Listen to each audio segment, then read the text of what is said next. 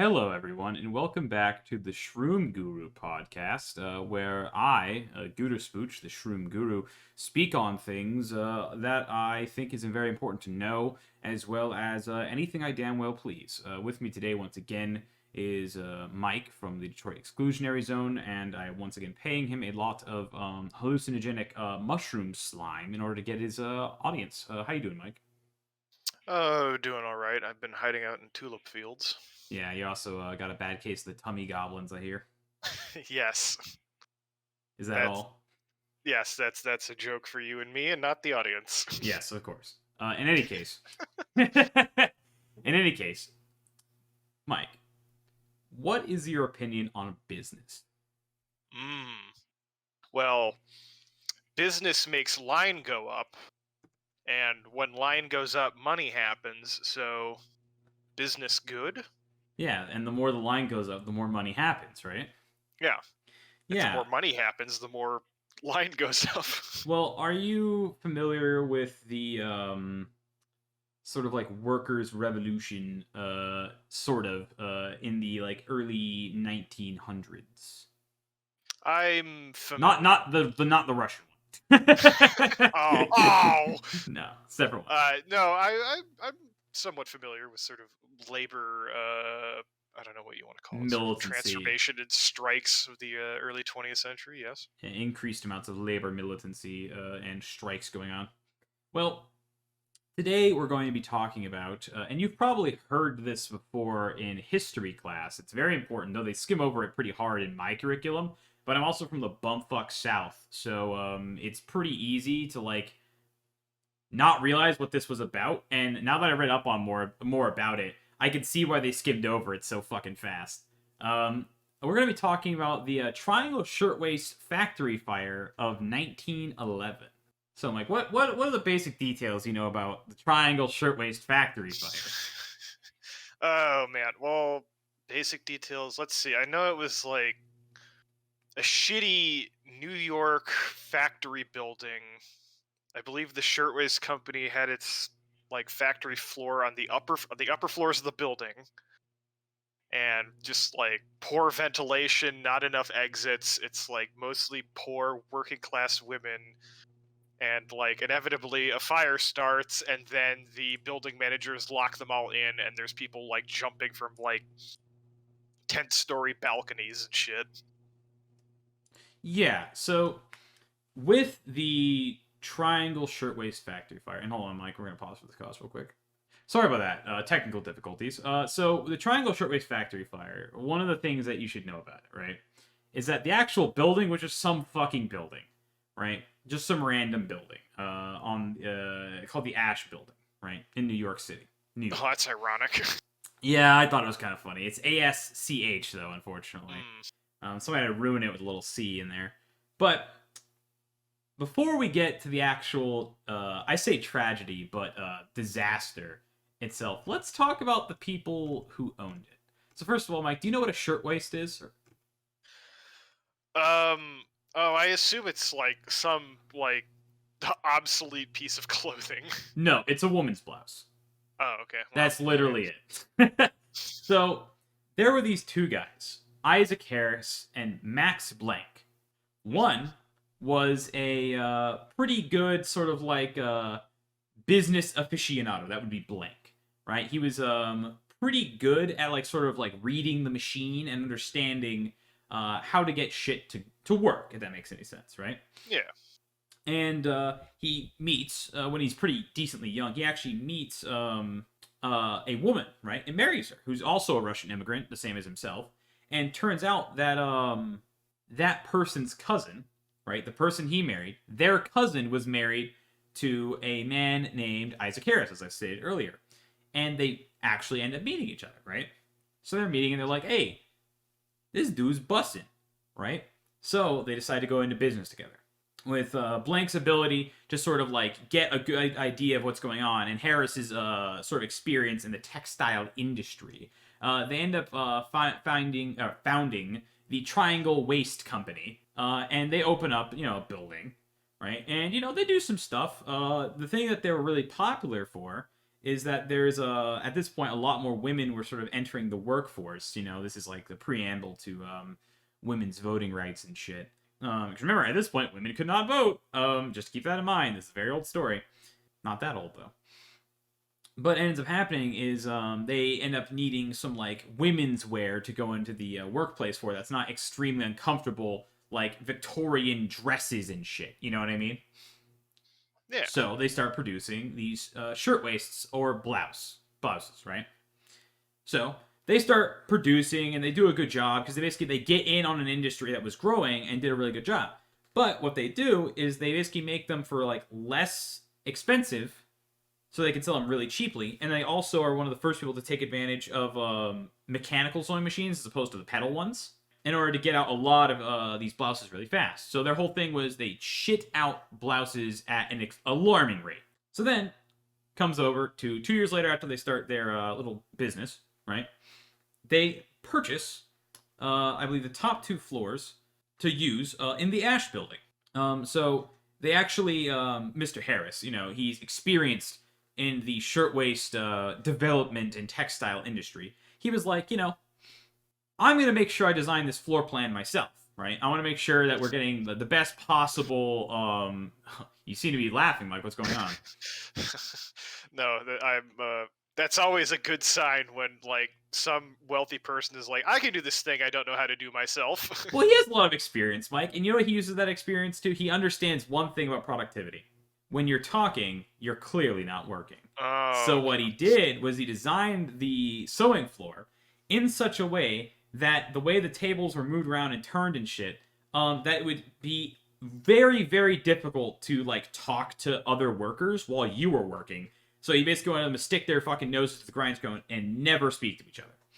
Mm-hmm. And 4 years later, they end up actually popping down to the floor right below that and expanding their business. And what ends up happening is these somewhat modestly wealthy men end up becoming very wealthy and start living very luxurious lifestyles. So they end up sort of getting like, do you know what a brownstone is? Yeah. Well, okay. They end up getting It's those nice townhouses in New York. Yeah. So they're like proper actual houses where you don't have to live in an apartment with the pores. And each of them had a couple servants. If you want to get an idea of like how like kind of fucking bucked up these dudes were. Lots of buckaroonies. Yeah, these are sort of upwardly mobile, petty bourgeois guys. Yes. And they started, expanding, going all of New Jersey, Pennsylvania, New York, and they just went crazy. But the thing is, now it's been quite a few years, right, since they opened the company, and there's been some issues with profits. In order to maintain their control of the market, they have to absolutely shit out these shirtwaists because they're competing with so many other textile people. Because, once a business, like an industry gets big, a shit ton of people are going to move into it, and then it becomes a lot harder to compete. Sure. So they start demanding a lot longer hours of their workers for, greater efficiency and shit. And they also make sure that they're, like, absolutely monitoring every single bit of their inventory to make sure that nothing goes to waste, right? They even start hiring, like, foremen and shit to basically, like, walk around these production plants or these factories. Hold on, give me a moment. Yeah. Pause for the cause, people. We'll be right back. My apologies. Dog absolutely losing its shit that there's another dog that has the temerity to exist outside. Yes. Well, in any case, back to what I was saying. So they start needing to push, like, higher profits, make even cheaper shirtwaists in even larger quantities. God damn it. Hold on. Sorry. Okay. Sorry. All right, we good? Yes, we should be. In any case, so they had to produce the most shirtwaists for the absolute cheapest they could possibly make them. So they started having them work much longer hours for basically the same amount of money. They got very, very particular track of their inventory to make sure they're using absolutely all of it. And they even got foremen to sort of watch over the women as they work to make sure that they didn't do it, and to make sure that these very, very young women generally, a lot of them were even, like, girls. Like, they were not, like, even close to being considered, like, women. Like, they were not adults, right? Yeah. This is before, like, labor reform, right? And this is actually one of the main things that sparked off labor reform. They started checking their bags and shit to make sure they didn't steal anything. So as they come in and as they leave, and even during the day, they would have their bags checked. That's fucking annoying, first of all, right? The women are like really pissed off about this. But then, as an additional safeguard to make sure they don't get stolen from, Blank actually, or Blanc, whatever his fucking name is, who cares? He's a dickhead and he's dead. He has the secondary door, like the side door, just locked, so that they would only be able to go in the main, in and out of the main entrance, right? So that they would always be checked every time they came in and out of the building, right? So the employees are getting fucking pissed off. And because they're in a high-rise building, like instead of like a big factory floor where they're all spread out and they can be easily like put into different like little sweatshops or whatever, right? They actually end up organizing, and they go on strike in 1909. So basically, what ends up happening was they're extremely threatened because like the unionization would be like a really really bad thing to happen in their company because it would make them less competitive and therefore jeopardize their profits, right? So what do you do when people are striking? You don't want them to stop. Like, what's the main thing a person in the 1909 would do? Call the Pinkertons? Yes, they've called the Pinkertons. Yeah. Okay. Private policemen and thugs, otherwise known as Pinkertons, to beat the shit out of them, berate them, and just generally cause mayhem among the picket line, right? And after it extended into 1910, they eventually had to actually agree to some shorter hours and better wages. And just so you get an idea of how fucking dog shit the wages of these women were, right? They would work about 52 hours a week, right? So a normal, they would work like 9-hour days or something, and then like 7 hours on Saturday. Guess how much they were getting paid, Mike? Oh man, I know it's dog shit. So Guess in today's money per hour, because I have the today's money per hour. Today's money? Yes. How much do you think they were getting paid in boy. today's money to do this work? You know, I'm gonna be generous and say I'm gonna say like $5 for a day's work. No, that's in today's money? Yeah. No, that's really, really, really bad. Like, that's impossible to live on. So, no, it's not that bad. It was anywhere from $3.50 to $6.50 per hour. Okay. On an hourly basis. Okay, hourly. All right. Yeah, and that's in today's money. Not in 1909 money. Right? Yeah, so they're getting maybe like what, like a $7 to $12 a week. Okay. Yeah, for working 52 hours. So they were like, this is bullshit. So eventually they agreed to higher wages and shit. There's an issue, Mike.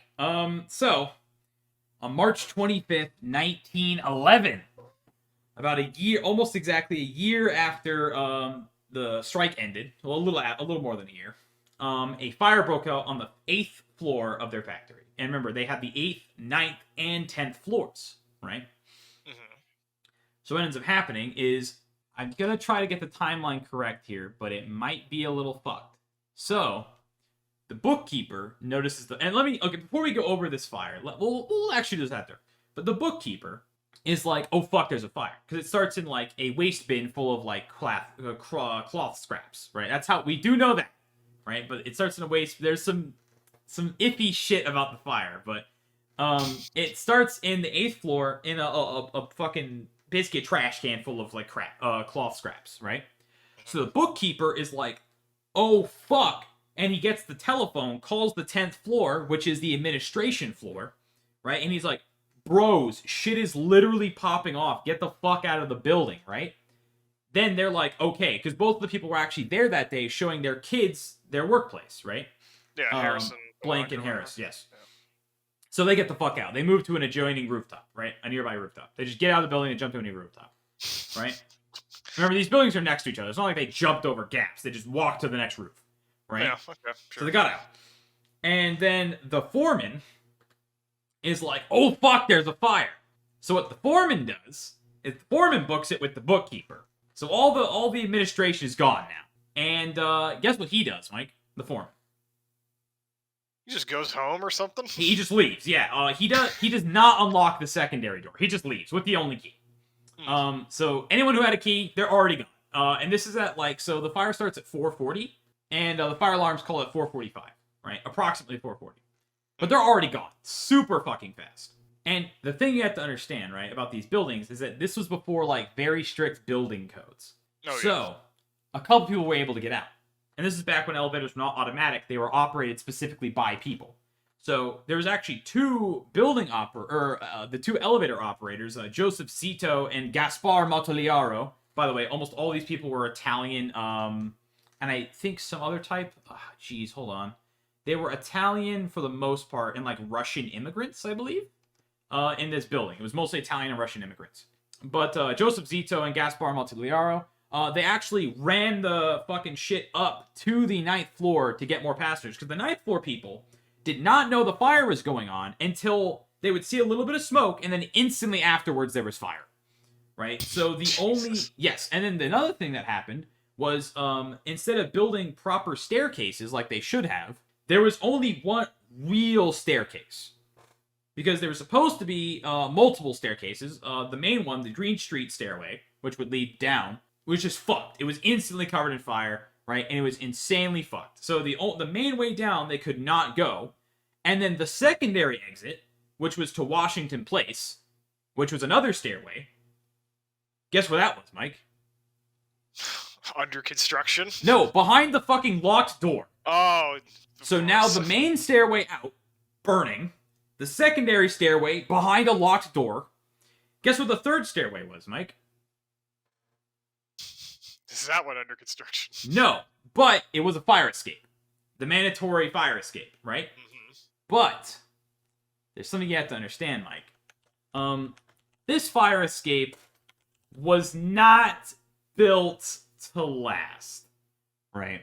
Oh, Christ. So whenever whoever Ash, I don't remember, their last name is Ash, built the Ash building, right? Because that's back when all these fucking titans of industry, like giant shitheads, were just naming all their buildings after themselves, right? The city officials allowed them to put in a single exterior fire escape for the entire building instead of a third staircase. But the issue is that it was made like dog shit, and it had already been broken. Potentially. We don't know this for sure because the building got fucked. But the fire escape was so dog shit, it had already been broken before the fire. So he's supposed to have 3 staircases and the fire escape. He just had the fire escape and 2 staircases. And one of them was on fire, one of them was locked. So the building was built like dog shit as well. So the only real way out would be either the fire escape, Mike, or the elevator. And Joseph Zito and Gaspar Mottoliaro, they do their best, right? They move up and down, and it says that they got about 3 trips. They got about 3 trips because they were able to pry the doors open, jump like sort of into it, right? But into the elevator and get out, right? But he had to actually stop, not because like he was afraid or whatever, but literally the rails of the elevator were buckling from the heat of the fire.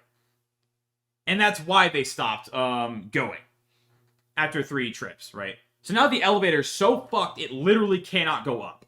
So everyone retreat. Unfortunately, a couple people, thinking that the elevator might be coming, rip the door open, and they try to slide down the cables and jump out.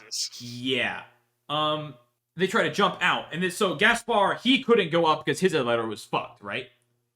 Zito couldn't go up because people were sliding down the cables and jumping onto the elevator and literally impacted the car as like people were landing on it. So effectively, Mr. Zito, Joseph Zito, could not go back up because straight up there was fuck tons of dead bodies that have impounded his fucking elevator, making it impossible to move. So Mike, that leaves 1 fire escape, usable but broken, 1 door locked, 1 building on fire, 1 staircase on fire, and both elevators out of commission. So, these people, they tried to use the fire escape. Because after 3 minutes of the fire going, you could not use the stairway. So, they go onto it, right? As soon as they got onto it, the heat of the fire, and the thing was made of iron, which I believe was not up to code. I don't think you were allowed to use iron, because iron sucked. It was really, really cheap, because it's not steel. You don't have to do anything to fix it, right? But iron is really dog shit, compared to the steel of the fire escape, right? So it was really cheap, and what ended up happening was, as the people were getting on the fire escape, it buckled and collapsed, and dropped 20 people, off the side of the building, 100 feet, and they're dead. Right? So they're dead, and by this time the fire department has been called. But at this point, everyone inside is pretty much fucked. So some people just start straight up jumping out of the building, right, to not burn to death. And it says about 62 people did this, right, Mike? One reporter, William Gunn Shepard, apparently said, right, as he reported on the tragedy, he literally, like, heard, like, as he was coming up to report on it, because, you know, he's in there for the scoop, like, sprinting over there as the fire was happening, he literally heard, like, people splatting on the sidewalk as he was trying to, like, report on it, right? Like, take pictures and shit. And, Mike, it was so bad that the fire engine on their, like, horse-drawn carriage could not easily get to the building to put it out because they were having to avoid running over piles of dead bodies. I'm not kidding. They literally could not move in close enough. Because remember, in this day, they had to, like, basically put the pump wagon fucking fire juicer thing full of water up into the fucking window and then shoot the water in, right? They didn't have high power pumps and shit like we do. So they couldn't pull up to the building because it was surrounded by dead bodies. The second thing that was dog shit was that apparently their ladders did not reach high enough. It only went up to the 7th floor, so they were a good 10 feet away from being able to actually shoot water into it. And even if they could, it was fucked anyway. So by this time, Mike, everyone else just sat inside and burned to death. According to Total Stats, let me find this for you. It was anywhere from 141 to 148 people died, right? But about 146 people are pretty much like, they sort of agree that this is it, based on like obituaries and things. And that it was 123 women and girls and 23 men ended up dying from all different types of things. Blunt impact injuries, asphyxiation, or burns, or any combination of all three. That's the tragedy. Fucking horrific dog shit, right? Now let's talk about the aftermath. Mike, what do you think? And by the way, there was 200 workers there, so 75% or so of the workers are just dead. What do you think Harris and Blank did in response to this? Oh boy. The owners of said company. I almost want to say that they're going to blame the workers. No. They were like, damage control. So they took out an advertisement campaign. To basically show themselves off as reliable. Like, we would never let a building burn down. Silly! No, that's very silly. But there's an issue, Mike. Yeah, it's literally the Naked Gun, move along, there's nothing to see here as, like, everything's exploding. Literally, yes. So, Mike, there is an issue with this fire. Not only was it just covered in, apparently 2 months' worth of accumulated cuttings from the blouses by the time they were lit on fire, it was basically, it would have been filled with hundreds of pounds of these fucking scraps. And all these blouses that were, like, super cheaply made and just tossed about getting ready to get, like, taken out. Not only was smoking banned there, though people were known to sneak cigarettes in, and then they would literally, like, breathe the smoke into their sleeves to avoid getting caught. There was actually a very interesting thing that apparently in the sort of textile and garment industry, there was a pattern of when a particular product fell out of fashion or people had way too much excess inventory because demand slowed down, they needed to collect their insurance money. Right. Okay. So, an industry journal of the time, the Insurance Monitor, observed that apparently Shirtwaist had very recently fallen out of fashion, Mike, blouses. Oh, no. And that apparently, and this is the Insurance Monitor. It's an insurance like industry journal. So like industry people talking to industry people about insurance. That apparently they were warning in that article or in that journal. They warned people that those manufacturers were fairly saturated with moral hazard. And would it surprise you if I told you that Blank and Harris were actually known for having apparently 4 previous fires under suspicious circumstances? Oh, what a shock. Yeah. Though, Mike, nothing ever came of this. And arson was apparently not suspected. So nothing ever actually came of this, Mike. So I just wanted to note that this would be their 5th fire, just in general. And they were known for, people in their industry were known for collecting insurance on things like that. But we'll move on. So now it's April 11th, Mike. So March, April, next month, right? About a couple weeks later. They're indicted on counts of manslaughter in the 1st and 2nd degree. 7, to be exact. After they paid their $25,000 bail, give me 1 second, I'll even convert that to U.S. money nowadays.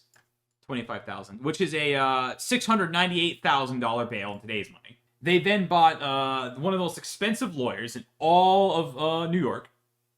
And their trial in December lasted 3 weeks and centered on whether or not the door, they could have perceivably known that the door being locked would have led, to bad shit happening, right?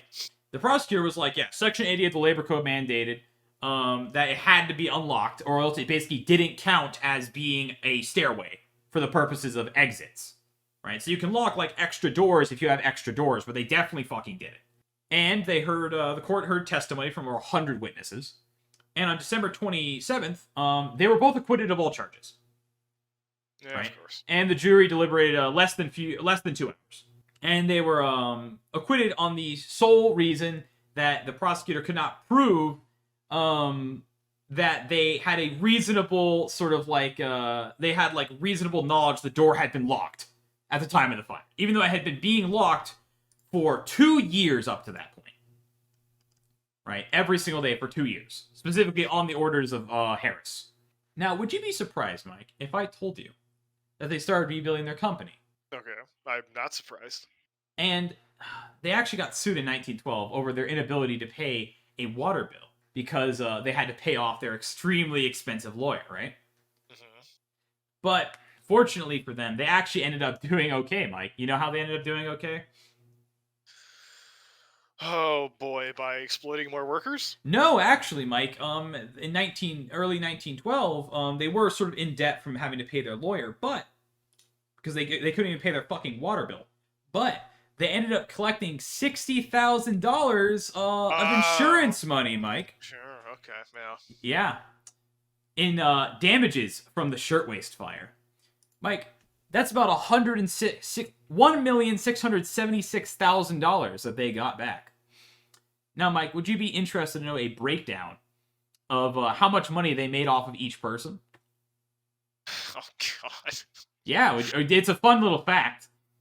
Oh, Christ. Sure, hit me. It's about $400 in that time's money for each person that died in their fire, right? If you convert that to today's money, that's $11,000 per legal kill they acquired. Oof. Yeah, pretty fucked up. But don't worry, Mike. Do not worry. They actually ended up reaching a settlement with the victims' families. Each worker's family was paid exactly 1 week's worth of wages. Oh, that's such a fucking insult. So, Mike, they all got $7 to $12 a piece, which equates to, in real life, today's money, as I will continue to tell you. That's equivalent of your family dying and you getting an equivalent of today's money, anywhere from $191 to $327. After your family member either threw themselves from a building and died or burned to death. So, in effect, Mike, they paid about 10%. So each victim generated them $400. At the high end, assuming that they were getting paid the absolute maximum, right, the $12 or so per hour, they were paying each victim not even 10% of their total cost. They were paying each victim a total of about 2.5% of what they made off of them dying to their whole family. And now you want to hear something even funnier, Mike? Grisly as it is, even funnier. Sure. Blank actually got sued again later that year, right? Guess what he did? What did he get sued for? He locked a factory exit door again Jesus Christ. during work hours. Guess how much he paid from this suit? Probably not a lot. He didn't actually get sued. He only had to pay a fine by the court. It was $558 in today's money, $20 then. And he was also issued a warning later that year that apparently His like yearly inspection revealed hazardous conditions similar to how the Triangle Fire went down, including the presence of many wicker baskets lining the walls, Mike. Imagine just packing your walls full of flammable straw effectively. Yeah. I bet you cannot guess, Mike, that they would pay another fine.